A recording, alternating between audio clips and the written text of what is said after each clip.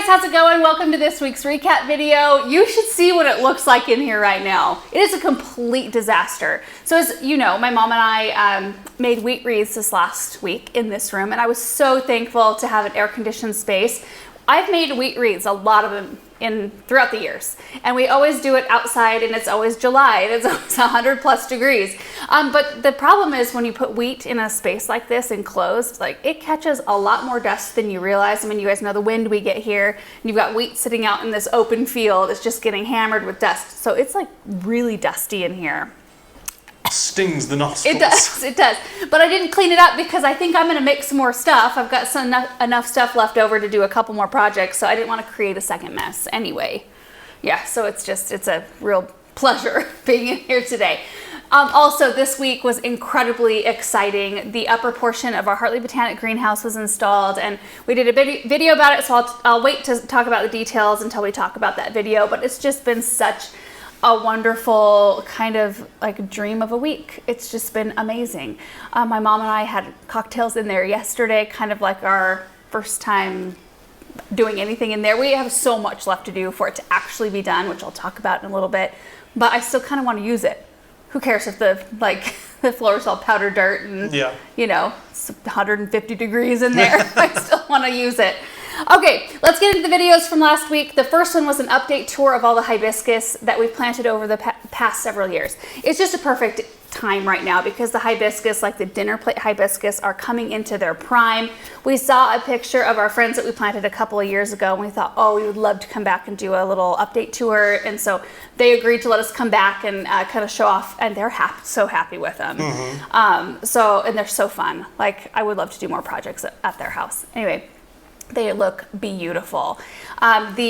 They had Candy Crush and Evening Rose. We have Evening Rose and Berry Awesome here. And then we went to Aaron's parents' house where they have Holy Grail, which is the dark, like really saturated red with the dark leaves. Anyway, it was just kind of fun to look at some of the things that we've done throughout the years and see how they have succeeded. Because not always do you have those kind of success stories. Yeah, those seem to do really well here. They do. And they don't look like they should. Yeah. You know?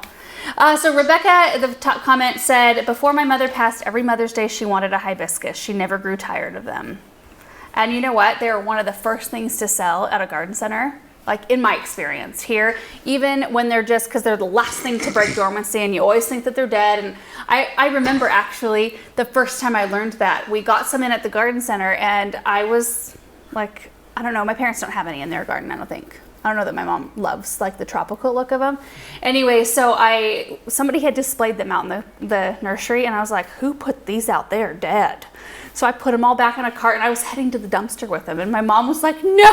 Whoa. Yeah, those you almost threw them away? Yeah, those are still dormant. I was younger. I didn't know.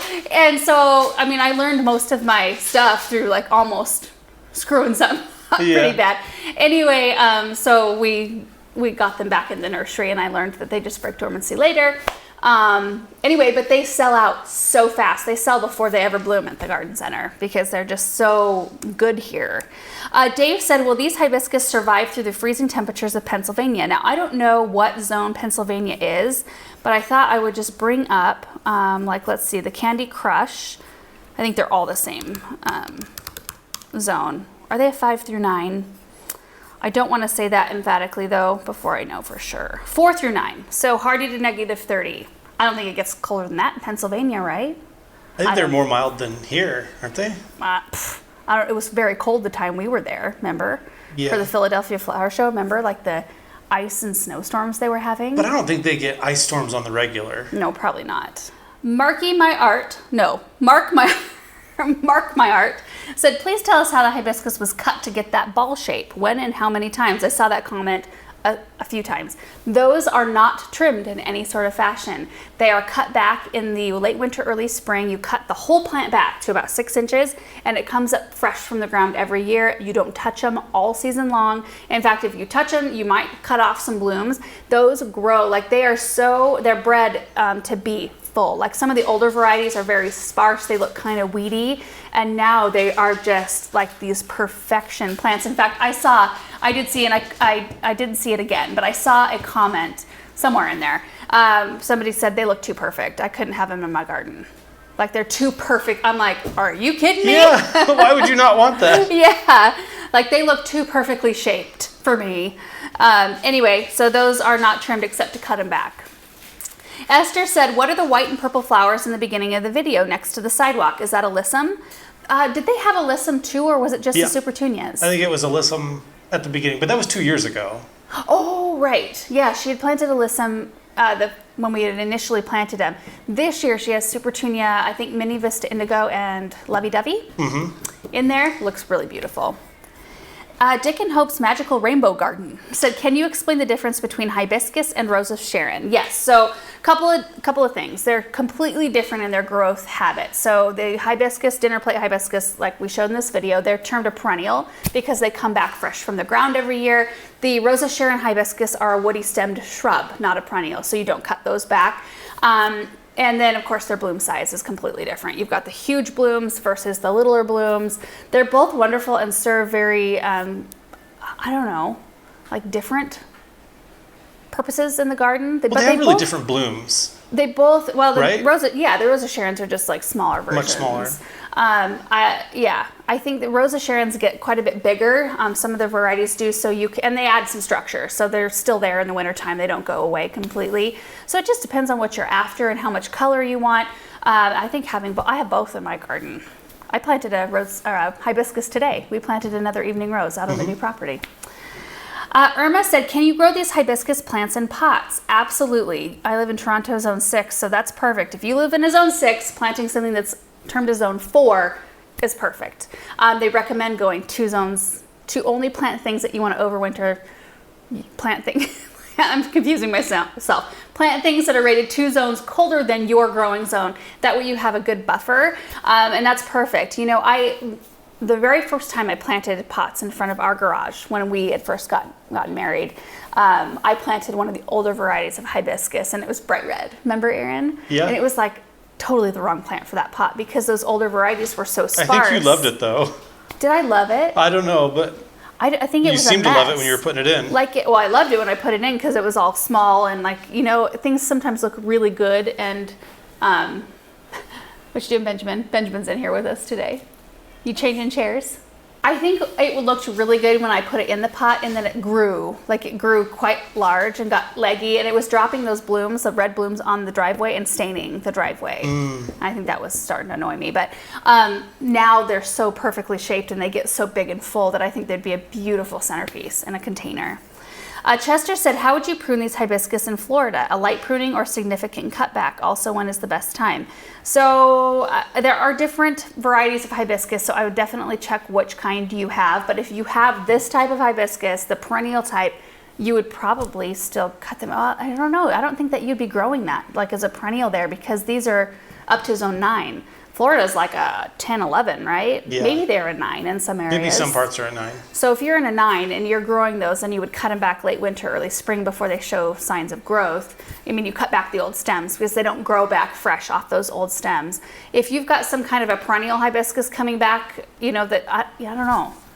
I would check what you have before you do any pruning. Rusty said, were those aloe vera bloom stalks at the end behind the hibiscus over by the Hartley pieces? Those are Nephophia blooms called Flashpoint. They're gorgeous. It's a type of red hot poker, but they're yellow and white, and I like them a lot. Sherry said, I planted a Summerific Candy Crush in a container this spring. I'd like to move it into the ground. How and when can I do this? Thank you. I would do it after the heat of summer subsides. Maybe like early fall would be a great time to do that. Just keep it well watered after you do it. Do these hibiscus drop seeds like the Rose of Sharon? Not to my knowledge. Hasn't happened for me. And Star Song said, how long do the blooms last? I would say 1 to 2 days. They have so many buds and they're just constantly opening up flowers. So you never really notice that they like wane, I guess. The blooms wane because there's just new ones all the time. Okay, next video was making this flower bed look way better. So it was a maintenance video, the type where we which has been so nice, but the type where we're just getting work done and I'm just kind of talking over, just explaining what I'm doing. And I did give you a Hartley update in the beginning of that video too. So anyway, it was a little bit longer. I started in the area with the weeping willow that has the big Hebe statue, and it ended up, I had so many other things on my list I wanted to do that day, but I don't know if this happens to you guys, but you get into a project and it's way more involved than you thought it was going to be in the beginning. And that's all I got done that day. It looked way better. I was really happy with it. That dang willow tree though. I love willow trees, but the next day, the fresh mulch I put down doesn't look fresh. Like the next day it doesn't look fresh because there's like a layer of willow leaves on the top. I think that's our answer for the pond right there. Yeah. I think it would just be a nightmare. Well, with I leaves. did talk to Greg Woodstock about it, and he said that you can do like a catch basin or something like that. Yeah. And it's just something that maybe like once a week you could You clear out? clear out. Oh, That's not too bad. not too bad at all. Okay, so Mama Made Them said, I like this narration style when you have a lot of work to do. I'm so happy that you do. Many of you seem to enjoy it, and it's just such a great way for us to get a lot done. And especially when it's so hot, I don't have to worry about, facing you guys so close when I'm all hot and dirty and sweaty. Barbara said, I just love your giant weeping willow. We always had one in our backyard as a child. Wanted to ask, what can you do with the rose hips? So I talked about the Morden blush roses that we have there, and they produce some of the best rose hips that we have in our garden. And so oftentimes I won't cut them back. I just let those old blooms stay on there and form those hips. They turn like a really beautiful orange red, and they're big and they're gorgeous. Anyway, so I use ours for decorating. I don't use mine for anything else, but I guess they're edible. They're very high in vitamin C, so you can find them used in supplements. A lot of people will make like jellies, syrups. I saw that some people use them for fruit leather, teas. I don't know. People are pretty creative with stuff like that. LS said, this is not a plant question. I would love to know, and I'm sure many other women too, what eyeliner do you use that works so well that's waterproof? I included this because I do get asked this quite often. And I have changed the kind I've used. So I used to use CoverGirl Ink It, and I used that for a lot of years, and it's easy to find because it's just like your local grocery store. But I started using, I wrote it down because it's kind of long. It's Wonder, WUNDER 2, Wonder 2, the number 2, Super Stay Waterproof Matte Black. We'll link it down below. I started using that a while ago, and it actually stays better than the Ink It. So anyway. That's what I use. Rose said, really hate to be the bearer of bad news, but are you aware that it's actually illegal to collect rainwater in the state of Oregon? False. That is false. I think it's illegal to treat it, and I think it's illegal to like divert a waterway or things like that. Like if you have a stream going through your property, if you try to divert the stream and collect that, I think that's illegal, but not harvesting it off your roof. And especially if you're just harvesting it, say off your roof or a barn or something like that, and then not treating it but just collecting it in a reservoir and then pumping it out to use on your plants. I'm like 99% sure that that's illegal. Did you? I googled it, and it said that you are good to go if it's rainwater that's falling on an artificial surface such as a building, a roof, or a parking lot. Yeah. So technically you could cover a parking lot with plastic sheeting and divert that water and put it in barrels and use it. Totally legal. What you can't do, however, is like dig a big hole and collect that rainwater and then use it, because whenever the water hits the ground, whenever the water hits the ground, it becomes public property, and somebody is intending on using that. Sure. At some point down the road. I mean, it's kind of like here. I mean, how our wells stay. We just learned this. How our wells, like aquifers, stay so incredibly full of water is that we're in a heavy agricultural community, and they pipe in water to irrigate their fields, and there's so much of it that a lot of what goes down into our aquifers is stuff that's used. It's like our water is reused water essentially. Right. That it's just our aquifers are constantly being replenished by all the irrigation that goes on in our area to create crops. So we're essentially just using that water again to water our stuff, and I guess it's bottomless. Like it seems. Yeah, it seems bottomless. I think what would happen is that if we ever got into like a severe drought where the farmers were not able to use the water, or if like a Wahi reservoir went dry, if the farmers weren't able to water their crops, that wouldn't replenish the aquifers, which means that our well could run dry. And it's never gotten to that point, not in my lifetime. Yeah. And I remember. No, exactly. I remember a time though, way more severe than it is right now. I remember a time where everybody let their lawns die when I was a kid. Yeah, I seem to remember Yeah. that where they were saying you could water like once a week or something like that, or Yeah. maybe even less than that. Right, but the farmers, I mean, obviously with food crops and stuff like that, they never had to stop irrigating. But I remember that there was some regulation there, but it's never gotten to that point again. It's really interesting how it all works, and we're learning a lot through people who work kind of closely with farmers and in that industry and stuff, because, you know, we're concerned about it too, and we want to learn about it and figure out, you know, things. Yeah. So anyway, Carl the sidekick said, you did work. I noticed you did all of that without gloves on. Are you getting cuts and splinters all over your hands? No, I think at this point my hands are kind of impervious to those things. I get splinters in my feet more than anything else because, you know, I wear my Vans all the time. I kind of have some holes in the sides right now, so I get some mulch inside my shoes on occasion, and then I get slivers like on the arch of my foot is the worst. But my hands are just like, Do you have fingerprints anymore? yes, somewhere under there. I do. I know, like I look at them sometimes and I'm like, oh, I should make more of an effort to have more nice looking hands, but you know what, that's not my life, and that's not the way I want to do it. So Ashley says, what type of grass do you have? It's beautiful. So we use a mix of Kentucky bluegrass perennial rye. It's called Lawn Mix down at the garden center. It's the most popular one in our area. It's beautiful lawn. It does really well here for us in our climate, so long as you irrigate it. Christy said, can't wait to see what plants you will put in those front flower boxes in the Hartley. Maybe hydrangeas? Any ideas yet, Laura? Nothing too tall, so hydrangeas are probably out. It needs to be something that I can still close the lids, you know, during the winter. So I'm gonna have to really be mindful of like how much we actually put in there soil-wise, what kind of crops I wanna grow. Of course, the soil level is gonna have to be below the little heat tubes that we have, like coming from inside the greenhouse. It's just going to be really interesting. My mom and dad, they grow herbs in theirs during the winter and greens.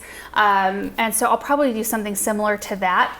And then I'll probably experiment too. Anyway, I'm really looking forward to it. Renee said, do you have a special type of tank top or recommendation of the tank you wear underneath your shirts? I feel like I've noticed them before, and my biggest pet peeve in the garden is exposing myself to my neighbors. Same. I try to be pretty careful, you know, doing videos and stuff to keep it appropriate. So I usually wear a size medium in everything, but in tank tops, I usually get a larger size because they're a lot longer. And I feel like once you wash them, they shrink up enough to where it's not like a baggy. Some brands are, but I find that just getting a size up, so if you're small, get a size medium or something, and a lot of times you can get longer ones. And I've tried getting talls, like ordering talls in some people's tanks, and they're like too long. Yeah, that's the times when you tell me, Erin, that it's looking like a dress. You're like, you need to put, it's too long of a tank top. It looks like you have a dress on underneath your shirt. Anyway, so that's what I do. I would never say anything negative about your appearance. Never. Okay, next video was working in my grandparents' garden. I thinned fruit trees, their pluots. I weeded and I pruned their tomato plants. So that was fun. It was fun, and that was while Erin was seeding our new lawn area up front, and it was a gloriously overcast day, kind of like today. And you guys, this coming weekend, we have a high of 88 degrees on the forecast. Oh, I'm so excited. It means that we are going to hopefully start cooling down a little bit, and I mean, let me tell you, this year has just been kind of a doozy, and I don't want to be a complainer because there's always something negative you can find about every single year, but it's been so freaking hot. Yeah. I am so done with the heat, and then this spring I was done with the wind. I just feel like it has been more of an extreme year here for us, and I know it has been for a lot of you guys as well, and we're all dealing with different stuff in our garden, so I am just thrilled to have that on the forecast, and this day felt like a gift to me because it was just so pleasant, and it's always fun to go work in somebody else's space because it gets you out of your own, like, I don't know, when I'm here working, sometimes I can see everything else that needs to be done, and it starts to overwhelm me a little bit and weigh me down because I'm like, I need to be getting to this other stuff, but I have all of this over here to do, and there's just so much to do. When you're away from it, you don't have to think about it, and it's always, I don't know, it's so much more of a huge blessing to me to go work somewhere else than I think it is maybe to the people I'm doing it for. And I know that my grandpa was very thankful that I came over and did that. It was just, I don't know, it's just fun. Okay, Jackie said Erin is with grass seed as Laura is with plants in containers. Recommend 3 plants per pot. I'll put 7. 200 pounds of seed, double it. That's so true. You know, you go to all the work, though, of prepping the ground and everything, and especially because, you know, your parents own a business called Andrew's Seed, so we kind of have a little bit of a hookup there, and it just feels like, why not? You know, why not overdo it with the seed? Yeah. Well, and it's looking, like today is the first day, it kind of looks mossy out there. Yeah. Mossy and weeds. Yeah, there's like a lot the of grass weeds. is coming up. The weeds are coming up, but that was kind of inevitable. We knew that no matter what time of year we seeded it, we were going to get a good crop of weeds. And it's just something we're going to have to battle, kind of like we've done up on the side strip. And that, once Erin fertilized that grass, which you fertilized it twice this season so far, right? Yeah, I think. Twice. Yeah. And then use the Lawnweed Brew as a broadleaf killer. Like the grass is looking so great over there. So that's exactly what we're going to do with this grass patch. Yep. Fertilize it, and that helps things like the actual grass you want to keep, fill in, and then keep on top of the broadleaf weeds with that Lawnweed Brew. Natalie said, I loved it at the end, you showing your hardworking hands. Thank you. Not very many people like to see my hardworking hands. They look, I'm sure, like most of ours. Question, what do you use to get all the dirt off? Time. Time is what I use. I like scrub on them in the shower, and I wash my hands every time I come inside because I don't want to, you know, I work with a lot of plants and fertilizers, and every time I want to pick up Samantha or hang out with Benjamin, I don't want to like inadvertently have something bad on my hands. So it's like a rule with me. I wash my hands right when I get inside the kitchen. But I don't like sit there and scour my hands. I just let it kind of wear off. It's fine.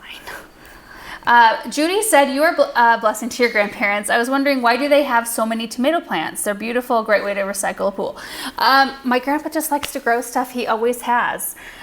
So I think it's just Wonder where you got it from. runs in the blood somehow. My mom's dad, his garden was big too. And he did a great job. Like everybody, both grandparents like to garden, and then my parents. Your mom loves it. Your dad likes to do the lawn a lot. Like you've talked to him about getting an automower, and he's kind of like, oh, kind of like to be out there mowing the grass. So Sarah said, have you ever tried making a chutney or something like that with the green pluot, something you eat with a curry? I can imagine that a green pluot is maybe sour or tart. I have no idea. I did not try them.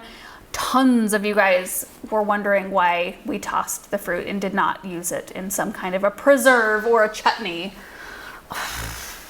There's not enough time in the day to take care of all of that stuff. The big yellow bin I was putting it in, there's a specific bin that we all, like anybody in the city, I say we all, we're in county now, but all city people put their people refuse. who live within the city limits put their garden refuse in the yellow bin so that it's taken to a specific location and dealt with that way. And so that's where all of their garden debris went. I just filled up their tub. And anyway, yeah, I'm sure that there are tons of ways I could use tons of things that I either give the chickens or that goes off to be recycled or, composted, whatever. But I just don't have enough time to do it all. Anyway, Eva said, thanks for another great video. What kind of sprinkler system do you have for this new grass area? Did you get the underground sprinkler system you talked about previously? If yes, do you have any footage of its installation? Yes, we got underground sprinkler, and no, we didn't film any of it. It took like a week. Yeah, that's kind of the problem. I don't think the guys love being filmed. Not that crew. No, we're pretty try to be pretty respectful of. Yeah, you can read the room. Yeah, I could set a GoPro out there. It'd be so much footage though. Yeah. But yeah, it's just a regular sprinkler system. There's really nothing fancy. The only thing that is interesting about it is that it all runs off of that 2-wire system, which really the only difference there is that we can add on to it. It's really easy to branch off. So supposing that we were able to buy more land around us or something, we could just continue on, and it could all be part of the same sprinkler system. The water would come from a different source, but you could control it all from one app, which is nice. It kind of boggles my mind. I don't even fully grasp the whole thing. Yeah. I don't even know how to control it. I don't even have, I have no idea how to get into the program to even control our water. Just text me. I know I text Erin, but I should probably know. Someday, Lord forbid, I can't get a hold of you. Yeah. And I need to water the pumpkins, say. They're Well- wilting. I would have no idea. Oh, I have to go drag a hose. That's what I do right now. Yeah. I'm like, that's wilting. I have to drag a 200-foot hose out and water it. Instead Right. of just turn the drip on. So efficient. Okay. Lisa said, am I the only one wishing Laura would just carry around a camera all day? So many updates, not enough time. I love all the progress.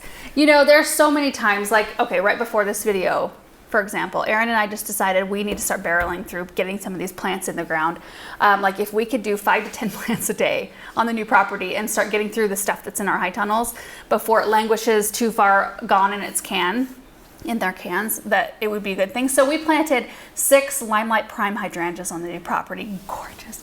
And a hibiscus. And the whole time I'm like, Erin, we should be getting footage. Yeah. We should, you know, there's so many things that I want to share with you guys, but it involves so much more when you have to film it. And sometimes I do want to do a project where I can just fuss and like stop and play with Benjamin for, I don't know, 20 minutes or whatever, and not worry about camera footage and all of that. Anyway, so yeah. And there's oftentimes too, like my mom and I, we pickled spicy dilly beans yesterday and we made a brand new martini. It was a cucumber mint martini that was delicious.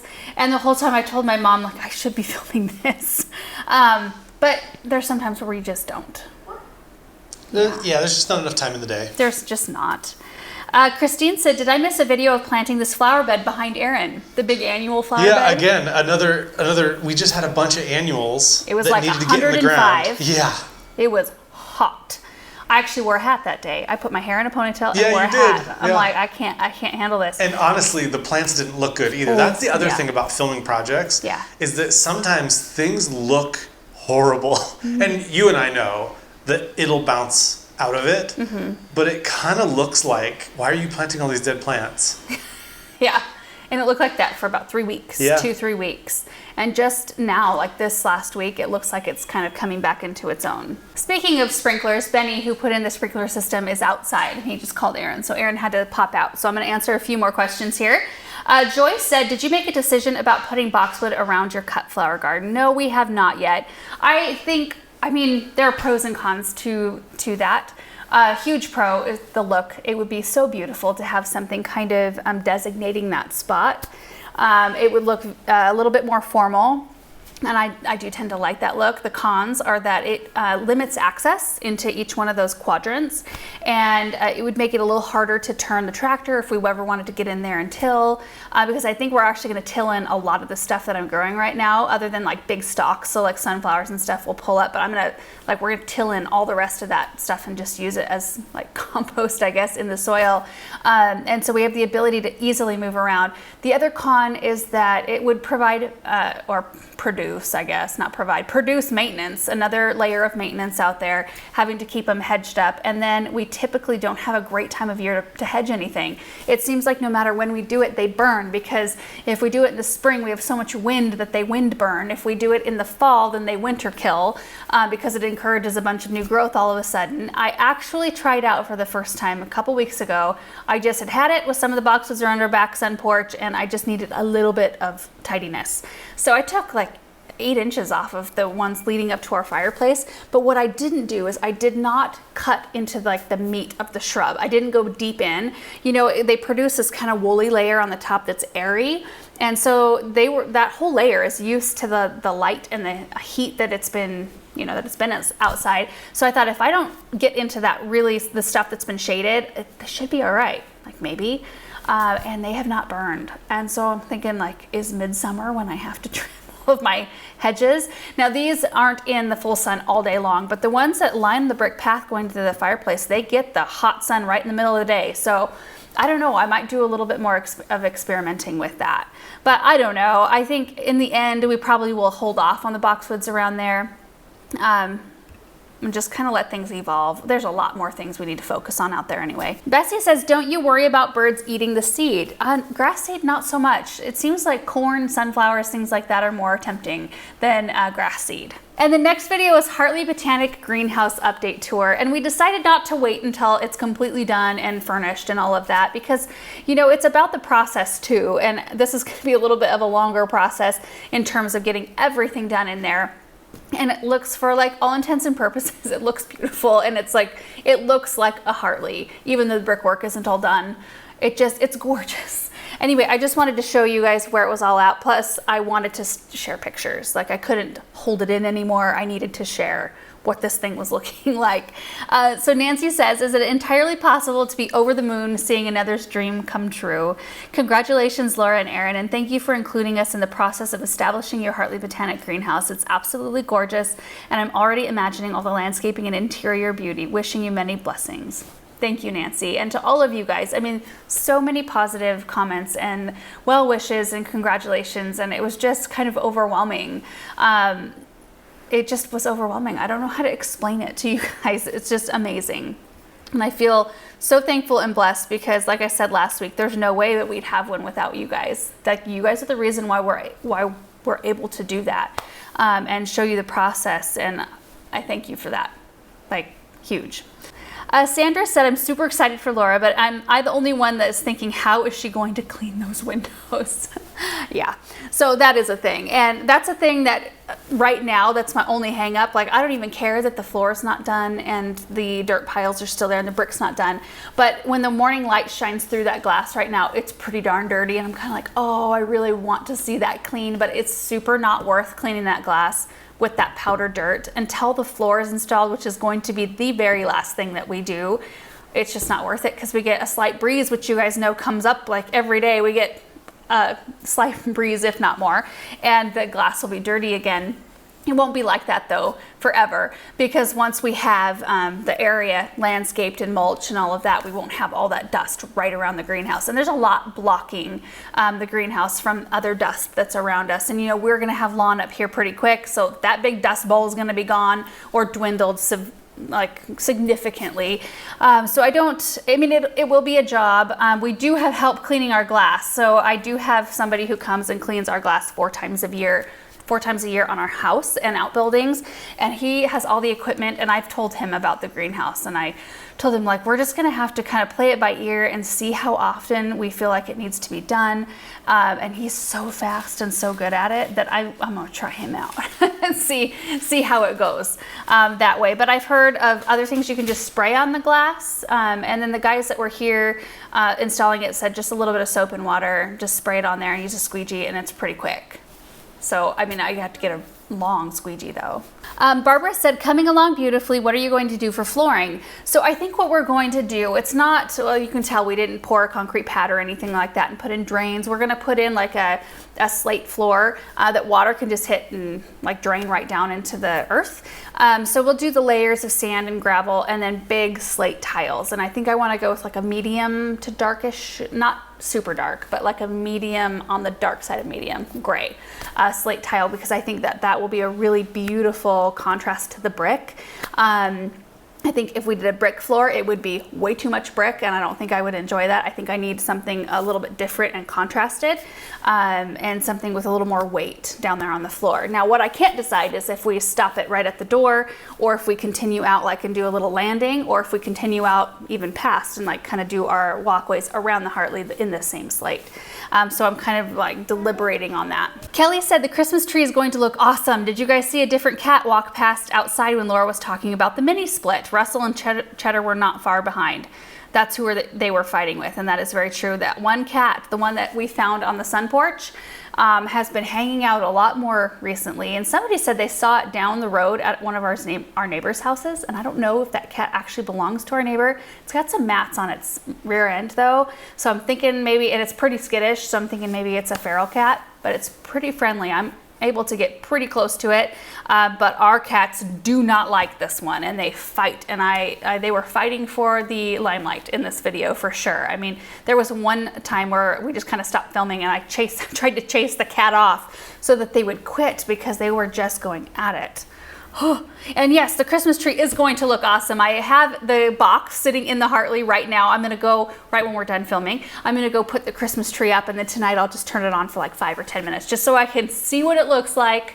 And I want to gauge size too. I want to see what size of Christmas tree I actually want to have in there, because I'm going to do some Christmas tree shifting, and one of mine from inside may end up out there, or I may get a new one. I don't really know. Ashley said, absolutely beautiful. Thank you for sharing. Are you worried about leaving the rooftop windows open during a windstorm? During one of our big ones, yes. We would need to make sure. I am. Are you nervous? Yeah. I don't know what we're going to do about that, actually. I was thinking about, because we get windstorms all the time. Right. And the only way to close those... Is to get a big ladder out. Yeah. So, I mean, you can shut them. You can shut them and lock them and all that. And most of the time we know when something big is coming. Yeah. And I don't think you need to worry about it for like 30-mile-an-hour gusts, right? You know what? That's just going to be something... We'll be able to answer that question... Hopefully in the positive. In the future. Later, yeah. Tanya said, how will you put drip in the cold frames? I'm sorry. Oh, no. Go ahead. You know. You had a conduit Yeah. run into the side. I didn't think about that. And then you guys showed me that you did that. And that Yep. was so good. I'm so glad that you did that. Brilliant. Conduit. Aaron. Yes. So there's a hole on the sides. Yep. Down low where I can run a drip tube in and up to the soil surface. I would not have thought of doing that. And then I would have gotten to this point and been like, How do I get water in there? I have to hand water them. I would have had to run it through the heat hole. Yeah. That wouldn't have worked. Or watered it by hand. Yeah. No good. Jane said, what other kind of lighting will you put on each side of the chandelier, or will you not?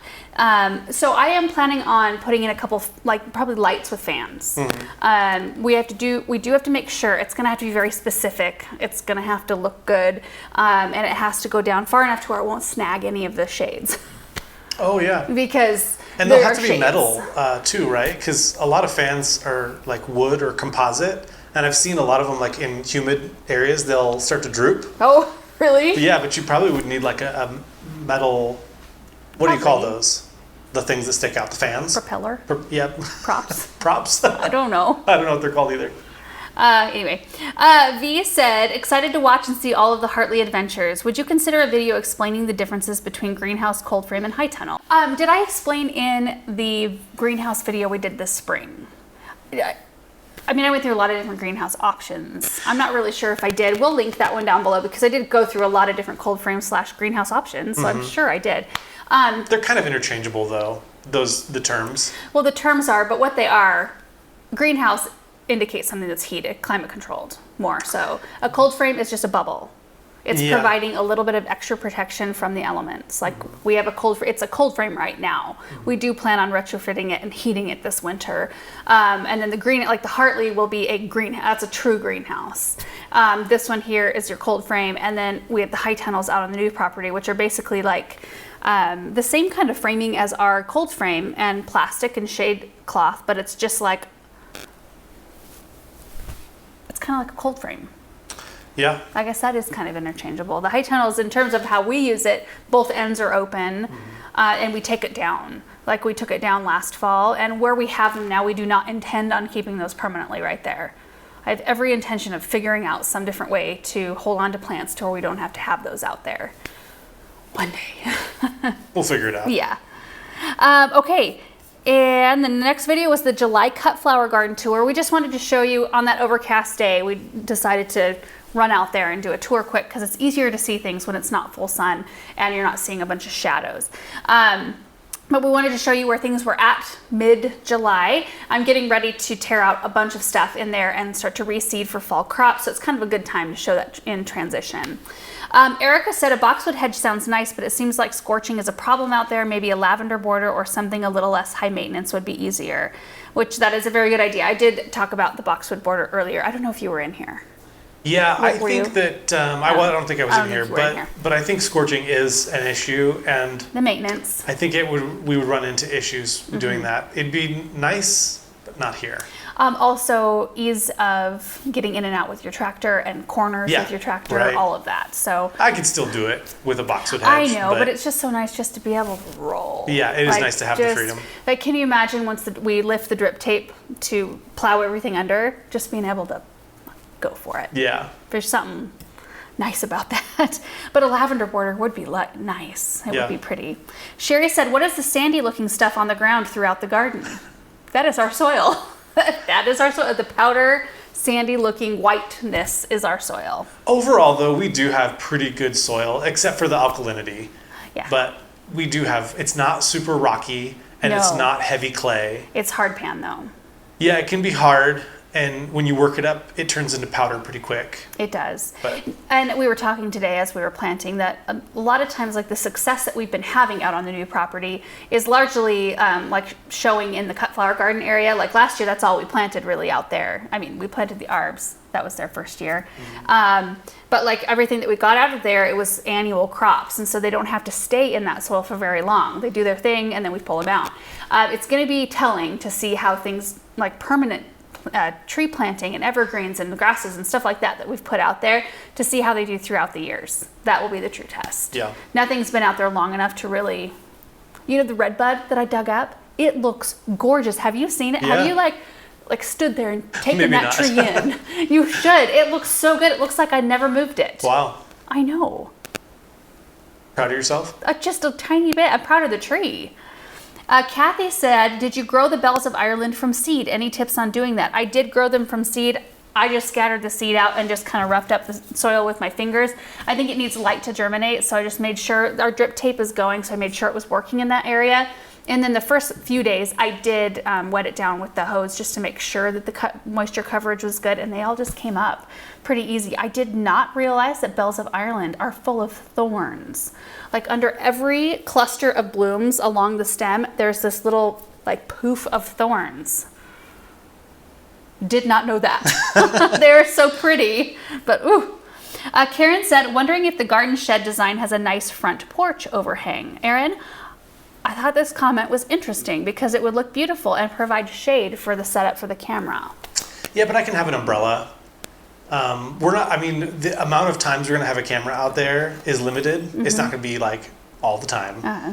And I can easily stash an umbrella inside the deal. So I think you should go with what looks visually pleasing and not... I read that. I'm like, oh, maybe I need to design a front porch onto that because... Well, that was a good thought. Yeah, it is a really good thought. But I think that, it's a good thought. But I think it's unnecessary because I can put up an umbrella if I need to. Also, where did you get the big plastic square planters? I wanted to plant an evergreen dwarf spruce in a big planter to hide my garbage cans in my driveway. Do you think the planter could handle that? I think so. Those came from Crescent Garden, and we've had them for a number of years. Mm-hmm. I just think that it was because the soil reservoir in there doesn't actually go down all the way. So you've got this big planter, the soil reservoir goes down about halfway, and so it's just air down here, and that hot sun was just baking the side of that planter, and there was nothing inside that bottom to keep it cool. Mm-hmm. If the soil went all the way down and we were watering, and it would be moist down there, and it would, help keep the sides out.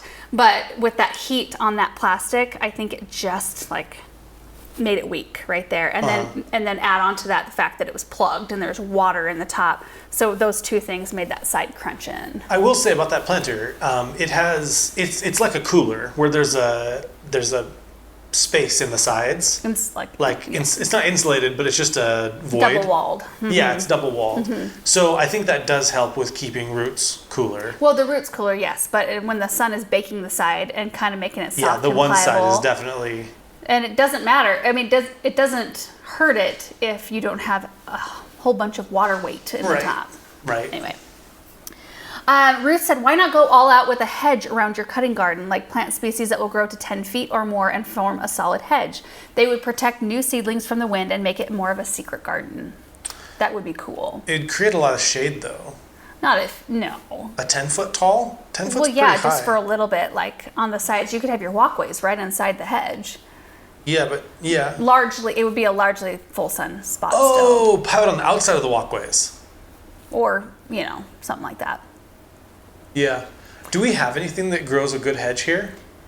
Well, you could do people do bramble, blackberries, and I don't know. I told you I wanted to do a hedge of lilacs on one side. Yeah. Is there any type of an evergreen hedge that works here? Yeah. Like what? Junipers. I guess I'm thinking more something that's thinner.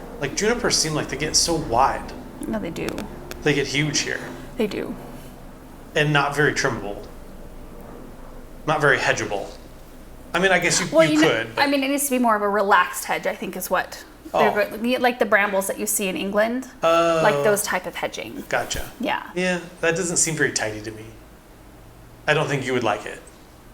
to have a non-tidy hedge. I think I would. Then let's do it. Embrace the wild side, Aaron. 2 Acres Evolving said, kind of off topic, but have you decided if you are going to turn those 2 high tunnels on the new property into cold frames and put walls on them? We might. Well, I think we'll have some extra plastic because we're going to put new plastic on the cold frame. So we might have some extra that we could put on the front or back, or Kathy said the black container that got crushed isn't that noticeable. Who's going to see it but you in the cut flower garden? If it still works, I would leave it, which I have done precisely that. Right now we have it all propped up with pieces of wood under that one crushed side. Classy. Yeah, it is very classy looking. We'll probably leave it, well, we will leave it for the rest of the season, and then, I don't know. Probably leave it until we replace it with something else. Yeah, probably. And we may end up finding something that we want to put at multiple entrances that matches. Maybe, maybe not. Right now we've got a menagerie going on, which I don't mind. It's like they're so far apart. The one where we have those 2 big black containers seems like the formal entrance to the garden, and it's the one that will frame the shed view in the end. And I think like that one to me needs the grand planters. The other ones you won't actually really see because once we plant up the loop area, you won't see that side entrance quite as much. So I don't know how necessary like big planters would be. The Savannah urns look really pretty right there. Maybe on urns. Yeah. Jordan G8910 said, do you fertilize any of the cut flower varieties? I started growing dahlias in containers, but not sure how often I should fertilize them for the rest of the season. You know what? This is the same as last year so far. I only fertilize at planting, and I have not fertilized again. And I need to fertilize. I need to side dress with some like flower tone, or even just hit them with some synthetic. If we fill up the tank and go by and hit them with a little something, I would definitely fertilize your dahlia for sure in a container. Whenever I have containerized plants, we usually do a weekly fertilizer schedule for those. So you may not need to do it quite that often, but I would definitely get some fertilizer in. Definitely helps them out. Donald said, hey, longtime follower and loving the cut flower garden, which goes into my question. Have you thought about or have you created bouquets and table centerpieces for weddings or charity events before? I've done flower arrangements for like, we did some for an event that was happening at the cultural center. I can't remember, like Center Ball maybe. And then I did a wedding bouquet for Hannah when we very first started making videos, I think, or shortly after we started making videos. And I am making a wedding bouquet for a friend in September, and we'll probably show that in a video. I'm not going to do any of the table centerpieces or anything because we just have too much going on here, but I'm going to make her bouquet. So that should be fun. And I did tell her too, whatever is blooming in our cut flower garden, she can come and have it.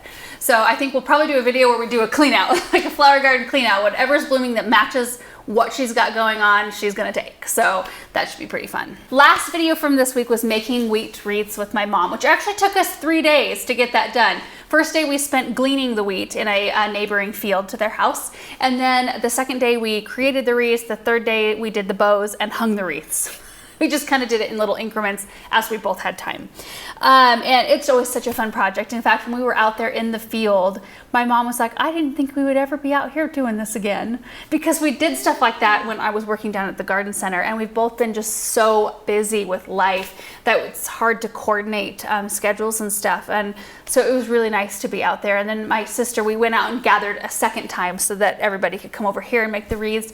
And my sister was with us that time, which that kind of just was like old times. Anyway, Rebecca said, your mom always smiles, compliments, and stays positive. Such a treasure. And you know what? I think everybody that meets her would tell you exactly the same thing.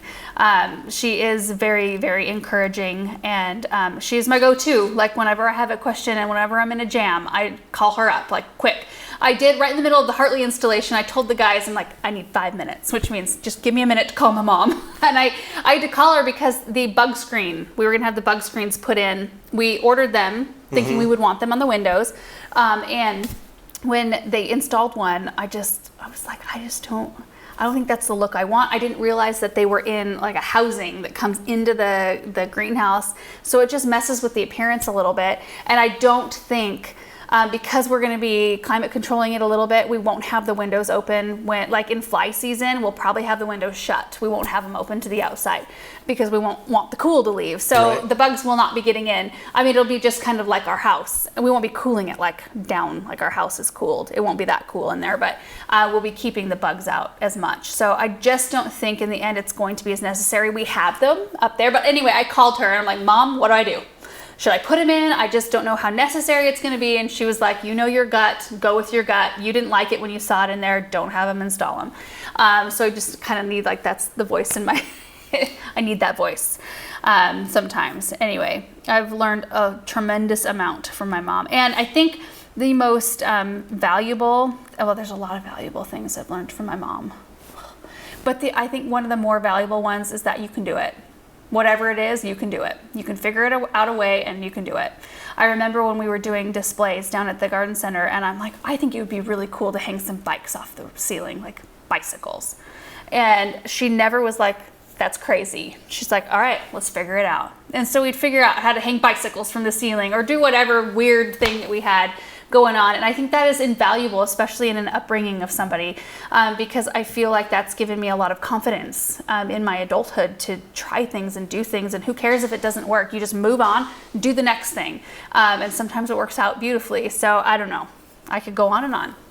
Kylie said, such beautiful wreaths. I love seeing your mom in videos. I think the French doors would be awesome black and with multi-panes. Why not give it a go? Erin, you sent me, or you showed me a picture somebody sent you with like a rendering of what the doors are like now style-wise, but just what they would look like black. And it was actually very pretty. What are your thoughts on that? Yeah, I think black is great. I like it. I thought that maybe it would recede too much, but it is fairly, because it's shaded, but it's fairly bright in there. Right. So what do you think we should go with black? I think black is great. I don't know. It seems like such a big decision. C. Miller said, is that winter wheat or spring wheat? Here in Kansas, we have winter wheat, and for wreaths, etc., it's better to cut while it's still a bit green. I don't know. Is that winter wheat or spring wheat? I should probably know that, huh? It's like summer wheat.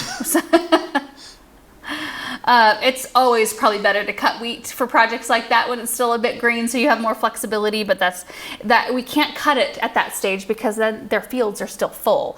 The reason why we feel like, and we go and ask permission to cut wheat, is when they're not able to, fly is back, they're not able to gather it all. When we see fields where they've already harvested and they have bales already sitting in the field, we know, like in that case, that they weren't able to get their machines over to cut that wheat and they were just going to burn it and it was going to go to waste. We wouldn't just want to go into somebody's field and cut what they could possibly harvest. So anyway, that's why we wait. April said, hi, I'm a longtime viewer. This is off topic of this video, but I need help. My grass yard is full of weeds. I've been pulling weeds for weeks and feel defeated. I think it's time to do a weed treatment to get this under control. Do you recommend any treatments? I hate using poison and have brought in trucks of compost and been using Espoma fertilizers. I appreciate your time and direction. Honestly, it's Bonide Dead Lawn Brew. I'm saying not dead lawn Lawnweed Brew. Not dead lawn. But you don't want to use a dead lawn brew. Lawnweed Brew. It's Captain Jack's. They're putting all their organic stuff under the natural Captain stuff. Jack's Lawnweed Brew. You can get it online or at like a Home Depot or Lowe's. Yeah. Usually they're only ones carrying it right now because it's a brand new product. But yeah, it works so well. Depends on your definition of poison, but it is for organic gardening. It is. It's the active is iron in the spray. Mm-hmm. So it actually has that look. It has that red, kind of orangey red look to it, and you can see it on the weeds when you spray it, but it's been doing a beautiful job for us. And it even better, you don't feel bad putting it down. Tracy Did It said, can we please see some wedding photos? I posted a couple on Valentine's Day on Instagram and Facebook. Oh yeah, you did. Yeah. I'll throw a couple on this video. Connie said, was that smoke coming up in the background from the Oregon fires? It looked fairly close. That was from a wheat field being burned off. So same farmers as the ones where we gleaned the wheat. They just hadn't made it to that field yet because there were still bales in it. So they burn off the stubble and then work it in. But that was an addition. That smoke was in addition to the smoke that's already in our skies from fires. Not immediately in our area, but surrounding us-ish. And I think that smoke is just traveling all over the United States, isn't it? Mm-hmm. I saw a smoke map. Like it's Yeah. crazy seeing how It's going a long yeah. ways. So yeah, we're all a lot of us are dealing with that right now, but that was a little bit of additional smoke. It looked kind of ominous and scary in the background. I saw that when I was watching the video back, and I thought I should have probably explained what was going on there, because it looks like a house is burning down or something. Kelly said, your mom is so sweet. Question, how long will the wreaths keep? They keep for quite a long time, actually.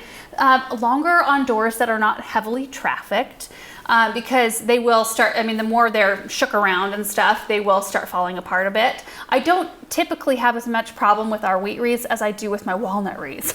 I love those walnut wreaths, but every once in a while you hear like a crack, and a walnut's fallen off and it's hit the ground and it rolls off somewhere, and you have to fix it, bring the glue out. When it gets cold, some of that glue kind of seizes up and some walnuts fall off. I've had, I think, squirrels get some of my walnuts, a couple of them, because I found walnuts like buried in pots nearby.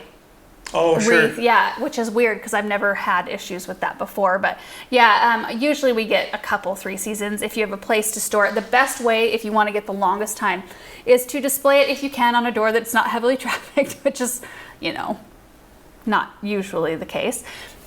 If you can leave it on its wreath hanger. So don't mess around with taking it on and off its wreath hanger. Like, give it its own designated hanger. When you're done, you just open up a garbage sack and slide it up over the wreath and then tie it around the wreath hanger, and then go hang that wreath somewhere that it won't be touched. So we have a closet upstairs in one of the bedrooms that is not used at all, and so I can hang it off the clothes hanger in there, the rod in there, and it just hangs there and nobody touches it. That's the perfect place to store such a wreath. Nowhere where mice can get it. Remember when I made that wheat roof on a fairy garden, and we had mice in our townhouse? Remember that? We had a mouse problem in our townhouse. Yeah, there was babies There were in babies one of your drawers. in my scarf drawer. I heard this is so gross. And it was a fairly new house. Mm-hmm. We just had a rash of mice, and I heard some squeaking when I went into our closet, and I had a dresser. It was a walk-in closet, so I had a dresser in there with drawers, and I'm like, what is that squeaking sound? And so I'm like carefully opening up drawers and like removing things, and I came across a nest full of pink baby mice. Jelly beans. Jelly beans, like all up in my scarves. I threw all of my scarves away, pulled the whole dresser out, like bleached everything. That grossed me out. I'm not squeamish around mice or anything, and like I'll just set traps and stuff. Like that's fine. I don't have a problem with that. But mouse babies, like a nest, kind of draw the line at that. Anyway, I had a fairy garden that I had made. It was a hypertufa, and then I made a wheat wreath or a wheat roof, and they got into that, and I'd find like pieces of wheat around one of the rooms, and then my whole roof was gone one day. Like there was just like little parts that were still stuck to the hot glue, but all the wheat was gone. Like the kernels were. Mice found a feast. That's it for today's video. On that note, anybody else have rodent problems? We don't in this house, thank goodness. Yeah. Maybe it's the cats. We didn't have cats in our last house. Right. So thank you guys so much for watching this video, and I hope you're having a great week. We'll see you in the next one.